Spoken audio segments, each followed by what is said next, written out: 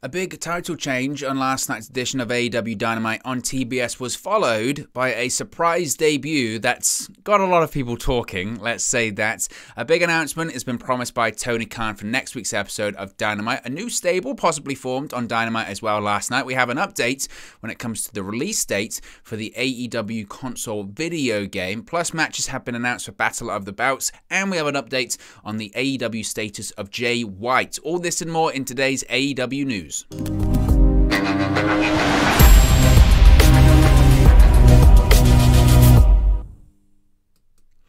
guys, welcome back to Wrestle News 365. Hope everyone is doing very well. As always, there are plenty of news stories to get into in the world of All Elite Wrestling, and people were talking about the ending of Dynamite last night, so that's where we've got to start off with. Now, Dynamite was main evented last night by, I thought, an enjoyable match, hardly a classic. I don't think it was ever going to be a classic. If you consider the people involved, look, Minoru Suzuki's great, but he's an older guy. Samoa Joe is great, but he's at the tail end of his career. So you kind of have to manage expectations when it comes to that.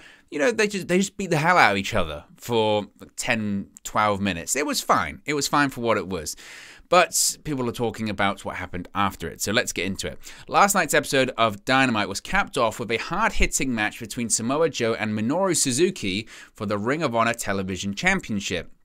Now, in the end, Samoa Joe hit his signature muscle buster maneuver and pulled out the 1-2-3 to become the new Ring of Honor TV champion, which is something that I had predicted. I mentioned when Minoru Suzuki won the TV title at Supercard of Honor that kind of felt a bit odd to me, honestly, him winning the belt, considering that he does basically what he wants to. I think he's like a freelancer when it comes to New Japan, but he's not always in the United States. Is he going to be a regular on Ring of Honor television? It felt a little bit odd. It felt like they were trying to do a moment for Minoru Suzuki, his first ever major US championship.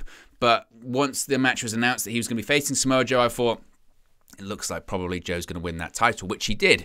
Now, when he was a Ring of Honor mainstay, he put the promotion on the map, obviously. He also held the Ring of Honor Pure Championship and the Ring of Honor World Championship as well, but it was the first championship that he hadn't held in his Ring of Honor career, and he's done just that, singles title anyway. After the match concluded, Jay Lethal and Sonjay Dutt appeared on the ramp and told Joe that they had a present for him. This was something that they teased last week. When they opened the wrap box they brought along, it was a middle finger for Samoa Joe. But that was just a diversion because the lights went out, and when they turned back on, Satnam Singh was standing in the ring behind Samoa Joe. And we clotheslined Joe and then assisted Dutt and Lethal in taking down the new Ring of Honor television champion.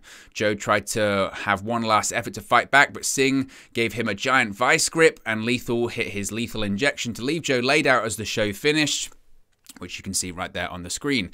Now, if you're not familiar, which a lot of people in the audience were not, Satnam Singh was signed to an AEW contract back in September 2021 and trained at the Nightmare Factory in Atlanta, which of course is run by now WWE's Cody Rhodes and AEW star QT Marshall. Now, the 7'3" Singh was drafted by the NBA's Dallas Mavericks back in 2015 as the 52nd overall pick, also becoming the first Sikh player to be drafted into the league. He first played ball at IMG Academy in Florida and was the first player since the 2005 draft to enter the league without playing in college, professionally overseas, or in the NBA Developmental League. After being drafted by the Mavericks, he was sent to the 2015 NBA Summer League to play for the Texas Legends, the G League affiliate of the Mavericks. He appeared in 9 games with 2 starts for the Legends during their 2015-2016 season, averaging 1.5 points, 1.5 rebounds in 7.9 minutes per game. Now, Singh was, and this is quite in-depth, I know, but Singh was reacquired by the Legends for their 2016-2017 season and then returned to the Mavericks for the 2017 NBA Summer League. He signed with the UBA Pro Basketball League in India in late 2017 and participated in the UBA US Pro Performance Camp in January 2018. He later played at the St. John's Edge of the National Basketball League in Canada in September of 2018. In July 2019, his NBA draft rights were traded alongside 2 second-round picks to the Memphis Grizzlies in a sign and trade for DeLon Wright. He has not played since 2019. So that's just the background as to who he is. Now, why did he appear during the show last night, the show closing segment? Well, as one would expect, it's because AEW is looking to broaden their horizons in India. According to the Wrestling Observer newsletter, Singh's debut was designed to build the AEW brand in India, and it has a lot to do with the Warner Media/Discovery merger that we spoke about yesterday. AEW programming airs on the Discovery-owned channel Eurosport India, a deal AEW President Tony Khan reportedly made based on the impending Warner Media/Discovery merger. The report added that as part of the first week after the Discovery merger, Khan wanted to shoot an angle that would resonate with the Indian market. As I mentioned, in 2015, Singh became the first India-born player to be drafted into the NBA.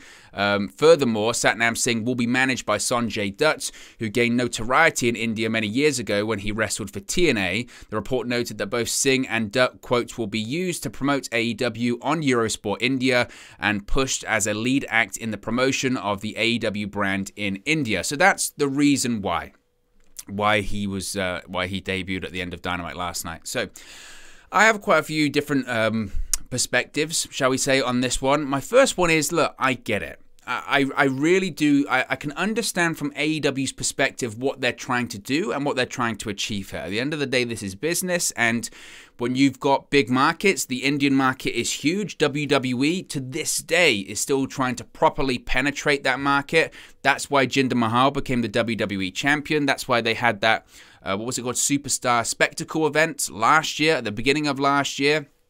That's all to really penetrate that Indian market because there's so much value in there and it's such a growing market and it's such a huge base of people.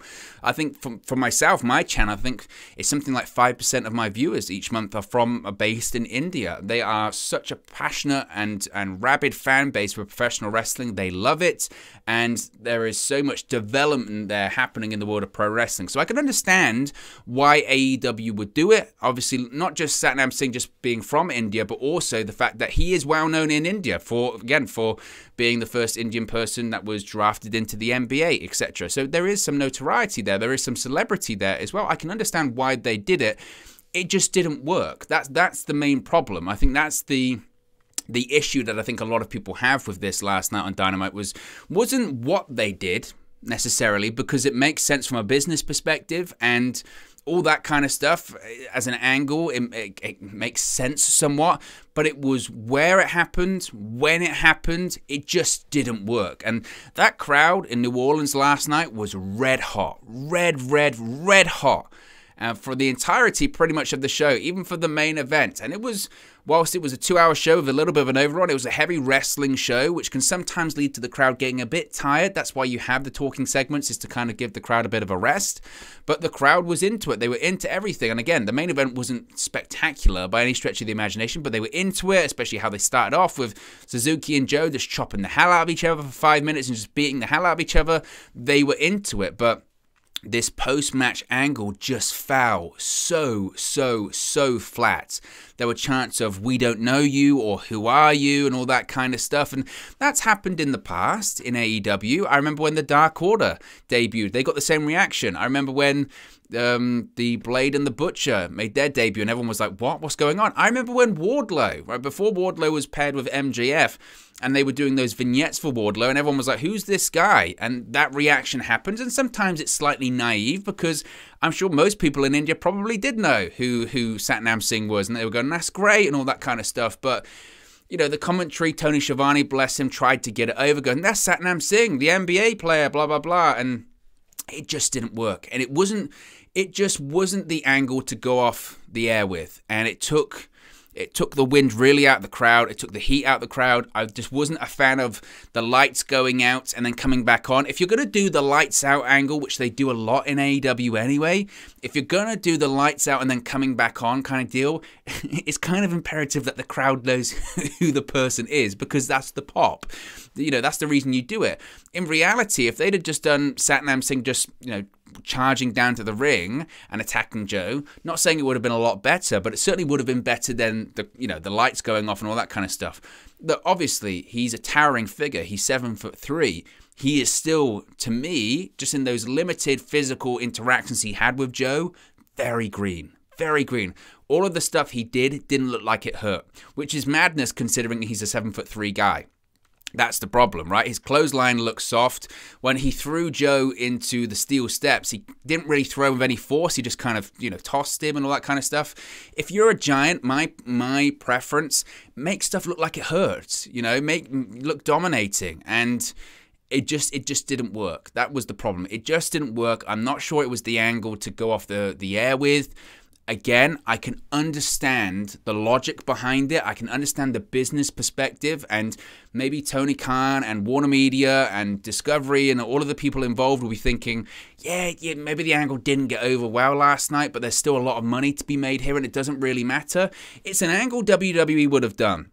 And I think that was also a thing that people were saying on social media as well last night, that, you can't sort of say we're going to be this big alternative and something different, where it was an angle that WWE would have done. They did it. Like the Great Khali, they've done that angle, pretty much that same angle.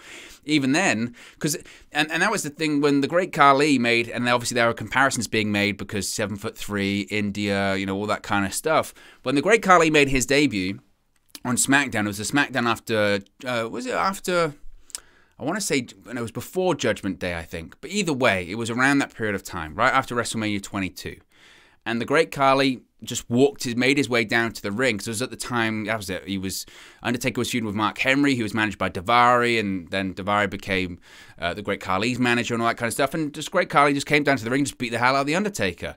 And the crowd was quiet then, because they were like, who is this giant guy? We don't know what's going on here. And it's the Undertaker. And the Undertaker put him over and all that kind of stuff. And ultimately, the Great Khali is a huge celebrity in India because of it. And people know who he is now. But there was the same kind of reaction. It was flat. But that was WWE. They didn't really, they were just kind of associated with doing that. Like I said, I can really see both sides of it, and it's not necessarily me trying to sit on the fence with this one. I understand the business perspective of it, and I do think in a couple of weeks' time, people will kind of forget about it. People will have the same kind of feelings that they did, like when, when the Dark Order made their debut, or when, the Blade and the Butcher made their debut and all that kind of stuff. The issue is, with all of these things, those gimmicks didn't work and they had to evolve. And I think that might be the case with this one. The gimmick doesn't look like initially it's going to work, so it's going to have to evolve. But it just didn't work. It was just flat. And that crowd, like I said, was red hot. And there was a moment in it. And what gets lost is that there was a title change. And people were happy to see Joe win a title and all that kind of stuff. But it just didn't work. And that was the thing. But I do think in a couple of weeks' time, people will have largely forgotten about it, honestly. This is the angle. And again, from my perspective, it makes business sense. But people have got to talk, right? This is an interesting one. Pat Buck is now in AEW, just days after leaving WWE. Now, veteran pro wrestling talent / promoter Pat Buck has started working with AEW just days after leaving WWE.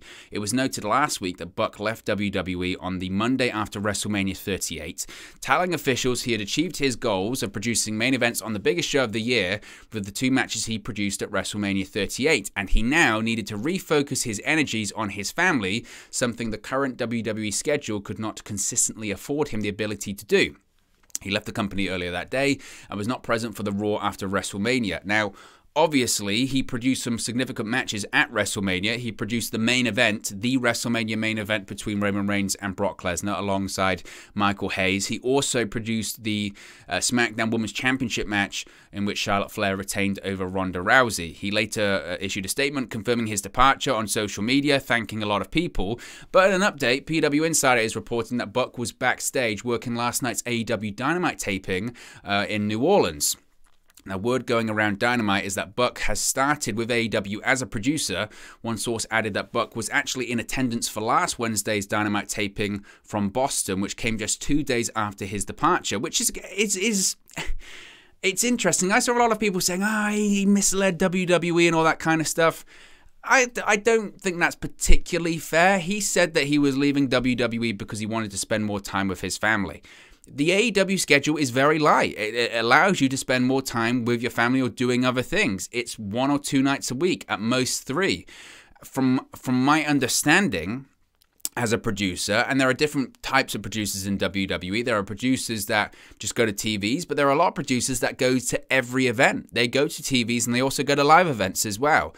It's essentially the same as being a WWE superstar, just without taking the bumps. But sometimes people say it's not necessarily the bumps that's the problem, it's the travel and it's the time away.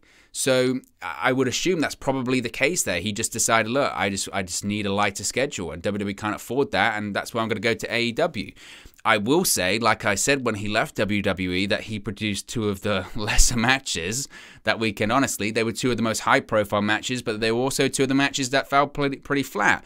But I'm sure from WWE's perspective, or rather AEW's perspective, they're like, we just got a guy that was helping put together the matches for the main event of WrestleMania, which is a big deal. But I was slightly surprised, honestly, when I saw that. It does seem very calculated and crafted. You don't just quit a company, then suddenly 2 days later you have a job in AEW. I'm sure those conversations happened prior to WrestleMania, and Buck probably knew he was leaving at least way earlier this year, and that was the situation there, I think. But he won't be the first and he won't be the last, and it will happen vice versa as well. Tony Khan is set to make a major announcement on next week's AEW Dynamite. The card was revealed for next week's Dynamite yesterday evening, and it was promised that Tony Khan, the founder and president of AEW, will be appearing to reveal a major announcement for All Elite Wrestling. Now, other matches announced for the card next week include Wardlow versus The Butcher. We've got Britt Baker versus Danielle Kamela in the Owen Hart Foundation tournament qualifier. We've got a men's qualifier as well, which is Jungle Boy versus Kyle O'Reilly. We've got a coffin match, which is Darby Allin versus Andrade El Idolo, and this major announcement. And it must be said, like, how many times have we heard this? Like, you know, we have heard this a lot, and it is becoming somewhat, and I'm not saying that it won't be a major announcement. I'm not, because it might be something really significant, and it's certainly something we'll talk about after the show here on the channel, so I'm not trying to poo-poo it at all, but it does feel like at this point, like every week, it's either a major announcement or a surprise debut. Now, as I mentioned before, I do think, these surprise debuts or free agent signings or whatever will slow down because we're just in a bit of an unprecedented time where there's so many people. There has been rather so many people on the free agency list. I mean, you'll see that, and I might be wrong here, but usually after WrestleMania, you get a ton of people let go from WWE. We haven't seen that yet. It must be stressed, yet. That could happen this week or next week. But that hasn't happened yet, and I don't think these huge amounts of releases from WWE are going to continue.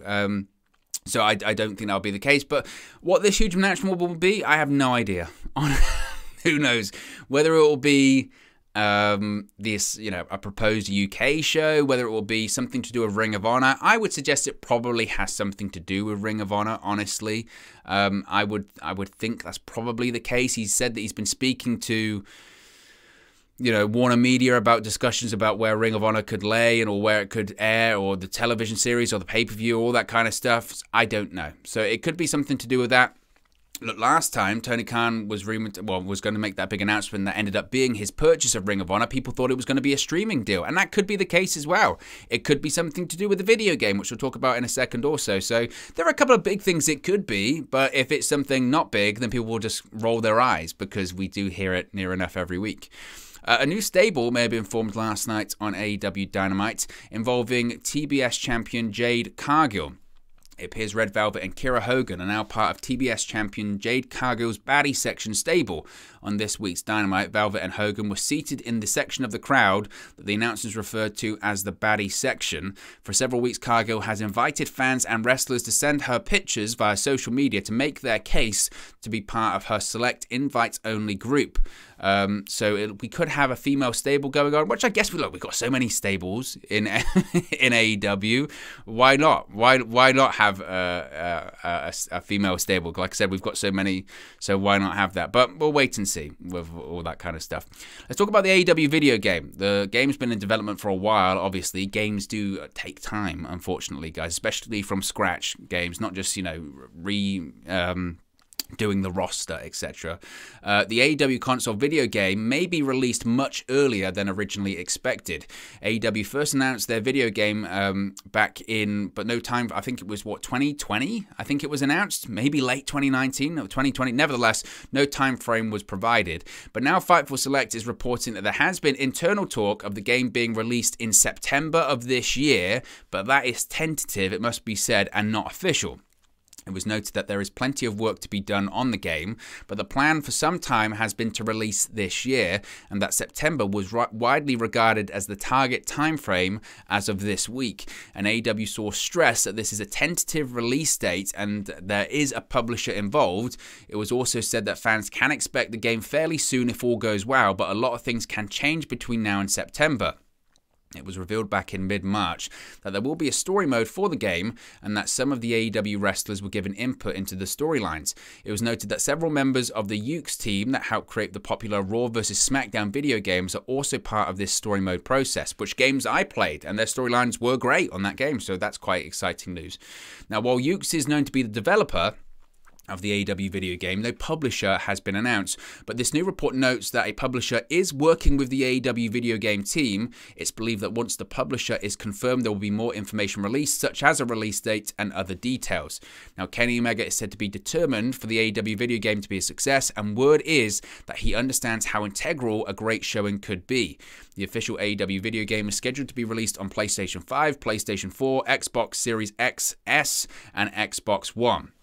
So look, it's exciting. I mean, I don't really do gaming anymore, certainly here and not on the channel, but I was thinking this before I started recording. I would consider it, I suppose, depending on how good it is. And look, I was a big fan of the Raw vs. SmackDown games. So if they can do that, then that is certainly very exciting. And maybe this will be Tony Khan's big announcement next week. I'm not sure what the reaction would be to that. I'm not sure if that's worth doing on Dynamite, but we'll see with that one. But certainly is exciting. There was also some details saying that some of the new members of the roster might not make it, and I think Kenny Omega's accurate in that. It is really important that they get it right. We saw how much negative press WWE got for how bad WWE 2K20 was. So if this AEW video game isn't great, then people will criticize it. I know some people were criticizing the graphics in some of these early releases or these early sort of screen grabs that were put out there by AEW, but that's a game in development. You can't really ever look at that, I think, and judge it. You have to judge the final game whenever it does indeed come out. But September would be a good time as well. It's AEW's biggest time of the year. Historically, when it comes to All Out, I would assume it would probably be released around All Out time. That's always been their record pay-per-views. So I would assume that they've got big stuff planned for the fall this year, when it's All Out and the video game coming out at the same time. It's going to be a big time for AEW. We have some more matches confirmed for Battle of the Bouts. Of course, that's going to be coming up this weekend. TNT champion Scorpio Sky, along with Dan Lambert and Ethan Page, appeared during a backstage segment on last night's episode of Dynamite. The trio continued their verbal assault on Tay Conti and Sammy Guevara before bringing up Saturday's Battle of the Bouts event. Lambert questioned why Tay never got the mixed tag team match she previously brought up, but instead, Scorpio will look to add to his winning streak by giving Sammy one more shot at the TNT Championship this Saturday. It was also announced last night that the current undisputed Ring of Honor World Champion Jonathan Gresham will defend his title at Saturday's show. He will face longtime Ring of Honor talent Dalton Castle in a one-on-one bout with the gold on the line. So the matches so far announced for the show are the Women's Championship match, which is Nyla Rose versus Thunder Rosa, the TNT Championship match Guevara versus Sky, and the World Championship match from Ring of Honor Dalton Castle versus Jonathan Gresham. Look, I think there are some. That's the only matches we'll probably get on that show. Usually it's only an hour long, isn't it? But there's some good matches there. Do I expect any title changes? No. I would be very, very surprised if we saw that. I mean, the TNT Championship, if they switch it back already, then I'm not really sure what they're doing with that. But to be honest, with all that's going on with the TNT Championship at the moment, I really don't care that much. Like I said before, I'm not big on the whole Sammy and Tay Conti stuff, not because of their personal life. I just find it a bit aggravating, and I think Scorpio Sky needs to move on to different opponents, honestly.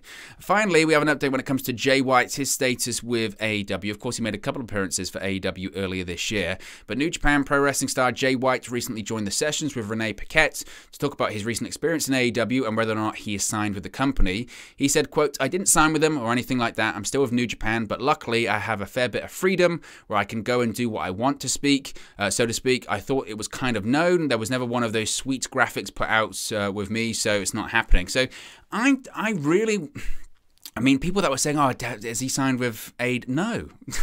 I think, isn't it pretty well known that his contract's until like 2026 or 2027, all that kind of stuff? AEW has a relationship with New Japan, and Jay White only appeared only appeared on that show because Tony Khan got his own definition of the Forbidden Door wrong. He was promising Keith Lee's debut and he threw in Forbidden Door and everyone went, what? That doesn't make any sense. And then he realised he got it wrong, so he just called up New Japan and went, Jay White's in the States, isn't he? Yeah. Can we get him on the show? Yeah. That was it. He's not signed to AEW, so don't expect him. I mean, he might come back sometime soon, but he certainly isn't signed or anything like that.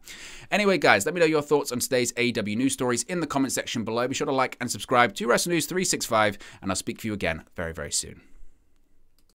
Hey guys, thank you for watching, listening, streaming, or however you come across this video today. Be sure to click on the video on the right there to watch our next video, or click the bottom there to subscribe, or the bottom right hand corner. Thank you very much, and I'll speak to you again very soon.